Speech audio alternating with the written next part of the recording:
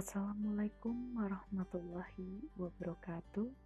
Di sini kami KKN tematik COVID-19 UPN Veteran Yogyakarta kelompok T72-103S ingin memberikan informasi terkait budidaya tanaman sayuran di pekarangan. Nah, budidaya di pekarangan dengan membudidayakan tanaman sayuran organik dalam pot dan polybag mempunyai beberapa keuntungan. Yang pertama, dapat dilakukan dalam skala kecil atau rumah tangga.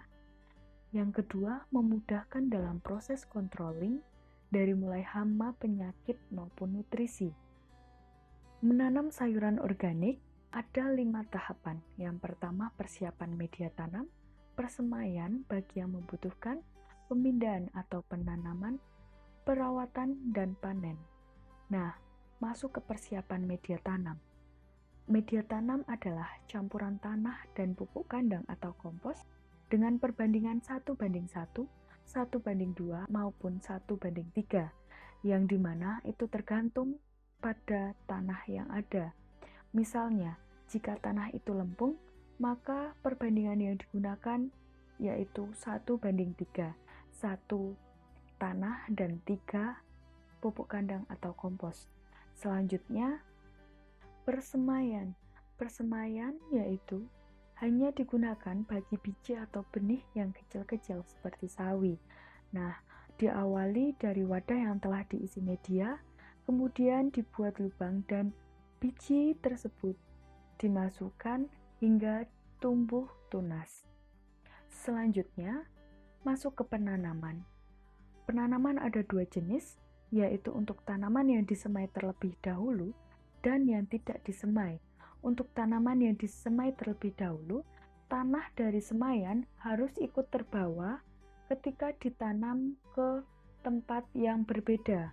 Kemudian, bagi tanaman yang tidak disemai, pot atau polybag diisi media tanam, kemudian bagian tengah diberi lubang kecil dan memasukkan biji atau benih sebanyak 1 atau 2 dan kemudian ditutup dengan media tanam kembali. Untuk selanjutnya masuk ke perawatan, di mana tanaman harus terhindar dari hama dan penyakit, dapat menggunakan pestisida.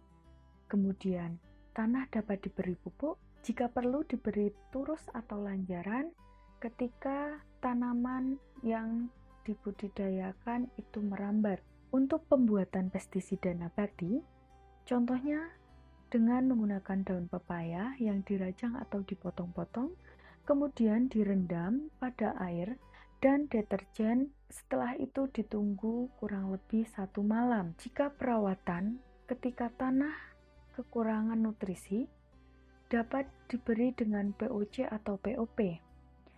Pupuk organik cair, yaitu dengan sampah yang telah dimasukkan karung, kemudian ditenggelamkan ke dalam larutan media dari air cucian beras, air kelapa tua, air bersih, dan molase, kemudian ditutup dan didiamkan atau difermentasi selama kurang lebih 7-10 hari. Untuk pupuk organik padat sendiri, yaitu dengan kotoran ternak yang telah dikeringkan, dibuat beberapa lapisan yang diberi arang sekam, serbuk gergaji, dolomit, molase, dan bioaktivator, dan kemudian ditutup dan didiamkan agar fermentasi berjalan dengan baik. Untuk panen, sesuai dengan jenis tanaman sayuran yang dibudidayakan.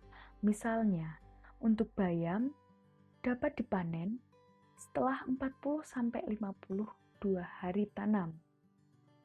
Sekian dan terima kasih matur nuwun atas perhatiannya. Kami ucapkan terima kasih. Wassalamualaikum warahmatullahi wabarakatuh.